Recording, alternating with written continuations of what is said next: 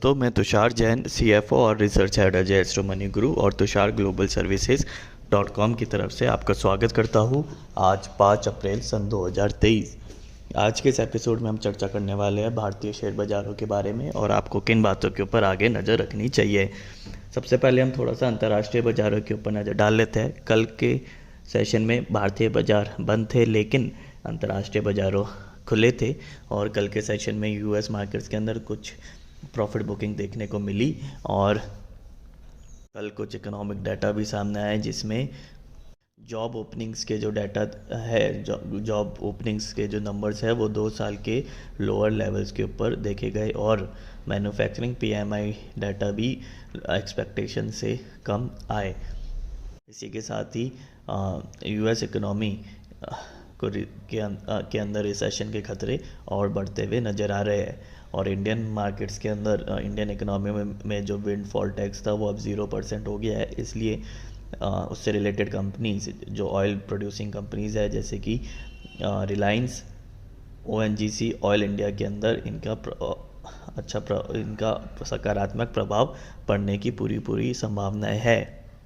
और यदि हम ओवरऑल ग्लोबल मार्केट्स के अंदर बैंकिंग सेक्टर को देखें तो बैंकिंग सेक्टर अभी भी थोड़ा सा अंडर परफॉर्म करते हुए और कुछ प्रॉफिट बुकिंग का शिकार होते हुए दिखाई दे रहा है।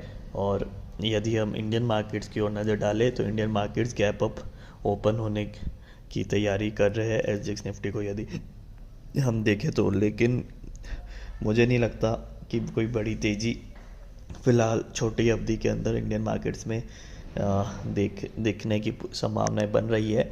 बेहतर यही होगा कि अपनी पोजीशंस को हैज कर चले और स्पेशली बैंकिंग सेक्टर के अंदर कुछ ऊपरी स्तरों गैप अप जरूर खुल सकता है, लेकिन सस्टेन होने की संभावनाएं कम नज़र आ रही है और बैंकिंग स्पेशली बैंक निफ्टी के अंदर कुछ मुनाफा वसूली देखने को मिल सकती है ओपन होने के बाद में, तो उसके ऊपर हमें ज़रूर ध्यान देना चाहिए।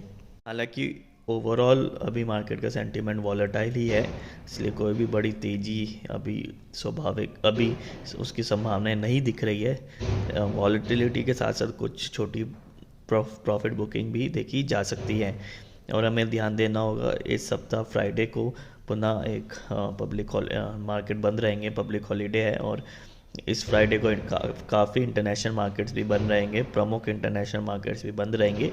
इसलिए हमें ज़्यादा चिंता करने की आवश्यकता नहीं है, लेकिन 3 दिन लगातार मार्केट ऑफ होने के कारण उसका एक कलेक्टिव इम्पैक्ट, कोई भी बड़ी न्यूज़ उन 3 दिनों में आती है तो उसका इम्पैक्ट हमें मंडे के सेशन में देखने को मिलेगा।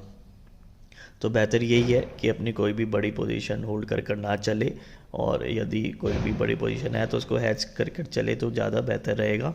मौजूदा बाज़ारों का हाल देखते हुए हमें बैंकिंग सेक्टर से अभी फ़िलहाल बैंकिंग सेक्टर में कॉशन की रणनीति अपनानी चाहिए और उसको हैज कर आगे बढ़ना चाहिए। और यदि आपके पास कोई भी पोजीशन नहीं है तो फ्रेश पोजीशन के लिए अभी रुके और वेट करें तो ज़्यादा बेहतर रहेगा। तो आज के इस एपिसोड में इतना ही। आप हमारा स्टैंडर्ड डिस्क्लेमर भी ज़रूर ध्यान से पढ़ें कि ये सभी इंफॉर्मेशन, रिसर्च और एनालिसिस केवल और केवल रिसर्च, ट्रेनिंग और एजुकेशनल पर्पसेस के लिए है। किसी भी प्रकार की लाभ या हानि की जिम्मेदारी हमारे चैनल या विशेषज्ञ की नहीं होगी और यदि आप कोई भी ट्रेड लेते हैं तो लेने से पहले आप अपने फाइनेंशियल एडवाइज़र से ज़रूर सलाह कर लें, क्योंकि इसमें वित्तीय जोखिम शामिल है। तो आज के इस एपिसोड में इतना ही। आप देखते रहिए Ajay astro money Guru. Thank you and good day.